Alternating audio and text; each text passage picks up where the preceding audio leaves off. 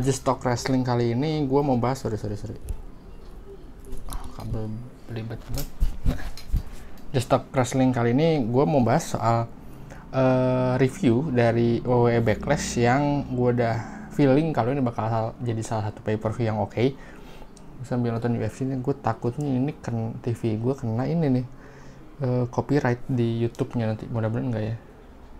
Gue lagi nonton UFC karena baru aja beres sekitar 15 menit yang lalu lah, Backlash. Ini gue mau bahas soal tentang Backlash, draft, World Heavyweight Champion dan kedepannya gitu. Kalau dari Backlash ya, gue cuma sambil lihat. Gue tadi soalnya lupa. Backlash. Karena yang gue tonton mana sih, lama banget ini. Nah, pertama dari overall seluruh matchnya, menurut gue ini yang kita tunggu dari eranya Triple H, berbeda sama eranya Vince. Dan lu bisa lihat lah dari Bianca Belair, Seth Rollins sih ada kurs ya. Terus juga Bad Bunny, Austin Theory, semuanya dari 7 match ini ada storyline yang jelas sama kayak WrestleMania. Dan dari 7 match ini bener-bener oke gitu. Lu bisa lihat, gua ke Wikipedia lihat di match-matchnya ini nggak ada match di under 5 menit atau squash match, nggak jelas, karena kita lihat sering kan ada di zaman eranya Vince. Dan kalau masih nggak percaya, menurut gue ini si Backlash ini masih dipegang sama Triple H. Banyak orang yang dia kan udah Vince, udah segala macem. Gue sih masih percaya Backlash ini masih di WWE ini masih dipegang kreatifnya sama Triple H. Gue nggak tahu sih kalau yang higher level tuh apa WWE Champion, apa berhubungan sama Roman Reigns, Brock Lesnar, Cena, Cody Rhodes mungkin, gue nggak tahu. Tapi yang jelas sampai saya positifnya masih dipegang sama Triple H. Dan juga gini, biasanya kan ada yang lucunya adalah beberapa tahun lalu biasanya World Heavyweight Champion nggak ada gitu di pay per view atau premium live event. Tapi di sini karena yang megang Brock Lesnar. Sementara sekarang Brock Lesnar-nya ada, World Heavyweight Champion, WWE Champion atau Universal Champion-nya nggak ada gitu, kan kocak ya. Gue sih mau note kalau ini gue mau note satu-satu. Bianca Belair bagus banget. Dia menurut gue udah murni jadi babyface, karena untuk jadi babyface lu nggak harus di-cheer setiap waktu, dan dia dibu abis-abisan di sini. Gue ngeliat kayak di John Cena, kayak mirip John Cena di ECW. Di Twitter ramai banget dia kayak di ECW One Night Stand. Dan menurut gue untuk menjadi ultimate babyface ya kayak gitu ya, pasti ada dibunya gitu. Dan menurut gue Bianca Belair bagus banget di sini. Terus gue mau note Rhea Ripley sama Zelina Vega. Bisa Io Sky juga oke banget, dapat cheer yang gede. Dan di eranya Triple H sekarang banyak orang yang dia dapat cheer. Baron Corbin, Io Sky, LA Knight, banyak orang yang nggak disangka-sangka dapat cheer gede dari fans. Rhea Ripley sama Zelina Vega menurut gue ini bagus banget diput jadi Latina. Dan kayaknya kekurangan sosok Latina ya. Zelina Vega dan Rhea Ripley, dan meskipun Rhea Ripley dan Bianca Belair terkesan bakalan tetap susah untuk masih mendominasi lah Women's Division, tapi untuk punya kontender yang oke lah, Io Sky dan Zelina Vega. Dan Zelina Vega tadi di sampai nangis dia bawa bendera Puerto Rico, itu bagus banget lah si momennya. Seth Rollins dan Omos, Seth Rollins Omos US Champion, menurut gue biasa aja, nggak ada yang spesial dari ini. Gue nggak tahu karena Austin Theory dan Bobby Lashley ke SmackDown. Gue nggak tahu kedepannya kayak gimana. Austin Theory dan Bobby Lashley juga nggak tahu gimana kedepannya, apakah dia mau feud sama Roman Reigns atau gimana. Lalu Seth Rollins kan di Raw ya. Omos juga gue, ini apaan sih Omos, kalau terus Seth Rollins menang, terus Omos gunanya apa gitu untuk kemarin lawan Brock Lesnar. Ini Brock Lesnar loh dia lawan di WrestleMania. Meskipun Omos kalah dari Brock Lesnar ya udah, tapi apa gitu kedepannya nggak ngerti gue. Emang WWE itu aneh gue suka. Mereka tuh suka banget sama orang-orang yang tinggi apa segala macem, big guy, cuman nggak ngerti gue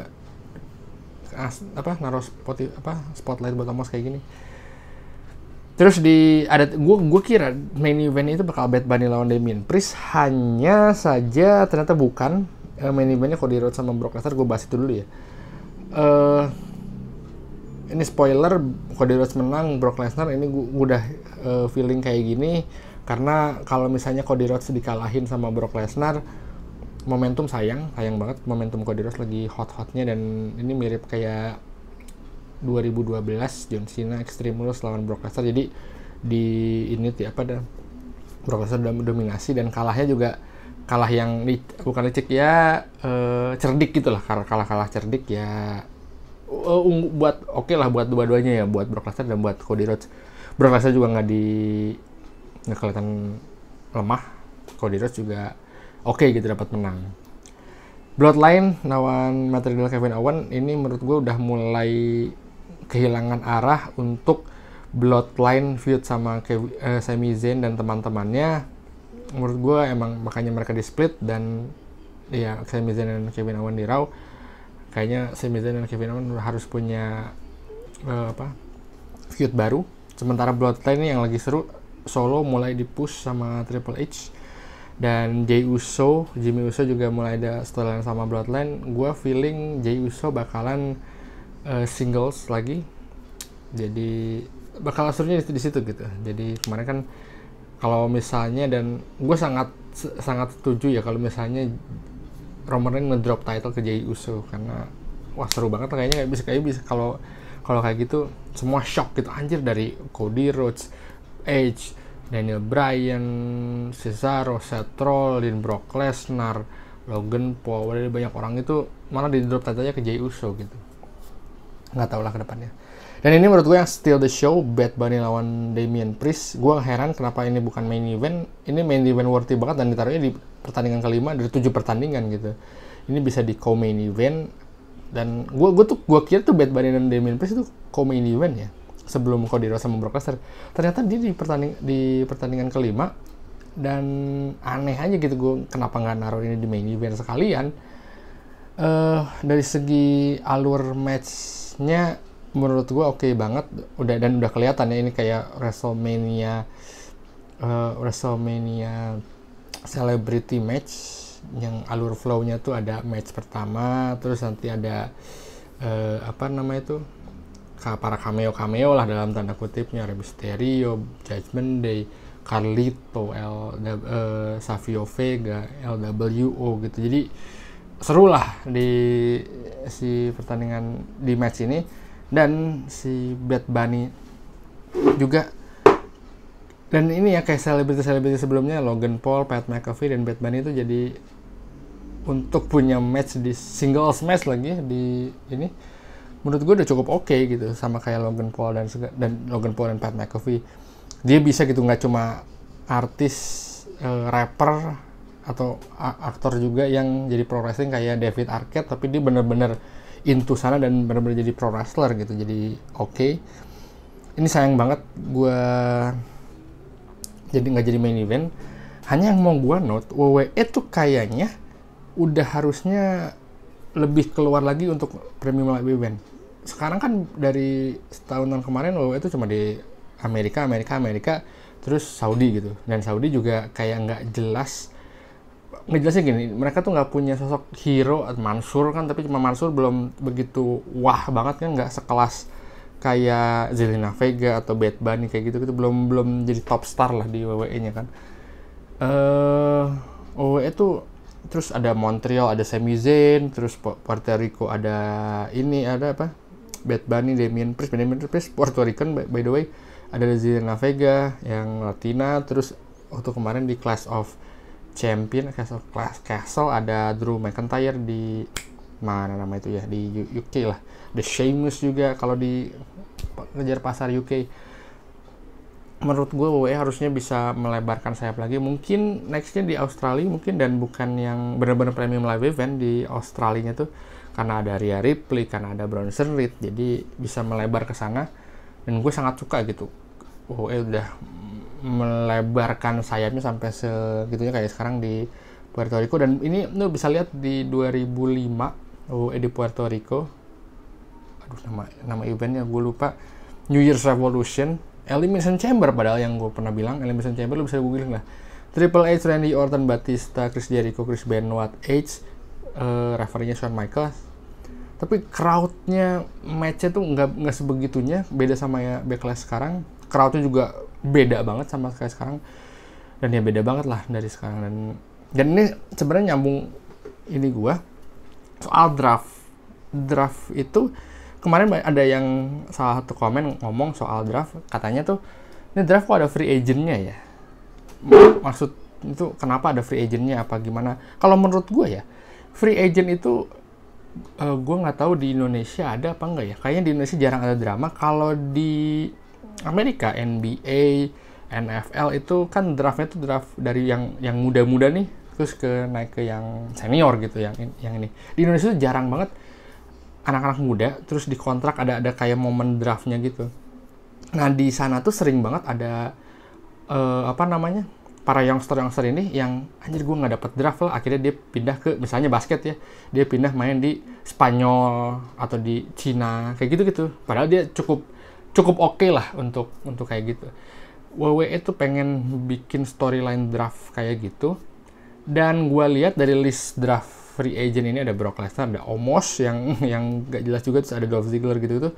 Gue rasa ini bakalan jadi sebuah storyline yang menarik kayak Heath Slater waktu pas 2016. Orang yang dia kayak butuh, ini kayak seru banget, jadi dia butuh kerjaan. I got kids, dia ke Raw. I got kids, dia SmackDown, ada kids. Akhirnya dia di SmackDown menang tag team champion sama Rhino, dan di kontrak SmackDown kan jadi storyline yang cukup panjang, yang cukup oke gitu.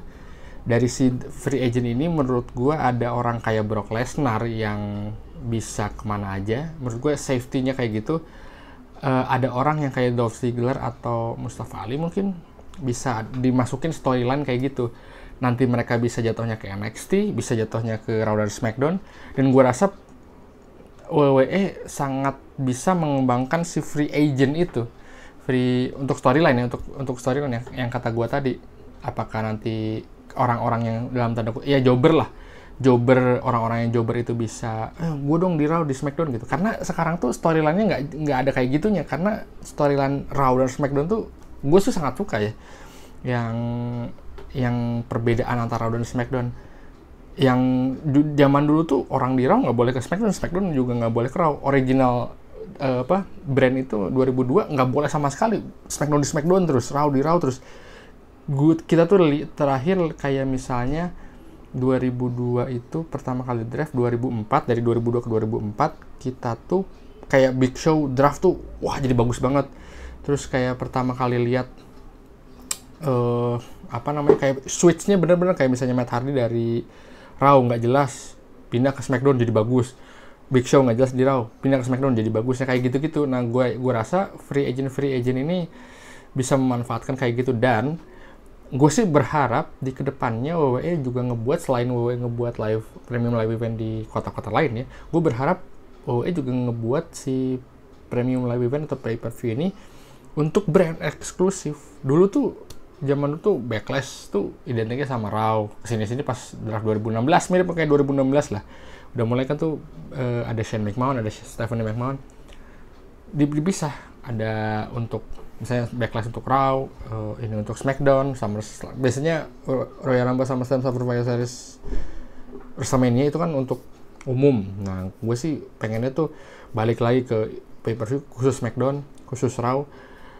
Minusnya adalah kurangnya daya tarik, gue rasa ya, karena WWE kenapa nggak ngelakuin itu. Plusnya adalah lu bisa ngeliat superstar nampil di pay-per-view yang jarang aja di pay-per-view gitu, kayak Karrion Kross kapan terakhir di pay-per-view, terus Bronson Reed baru-baru ini kan banyak banget tag team gitu misalnya yang kayak Street Profit kapan gitu di pay-per-view. Jadi gue rasa 6, 7, 8 match misalnya spesial untuk SmackDown ya lu bakal lihat ada nggak cuma Bloodline lagi, ada banyak banget orang yang jarang nampil di pay-per-view bisa nampil lagi di pay-per-view.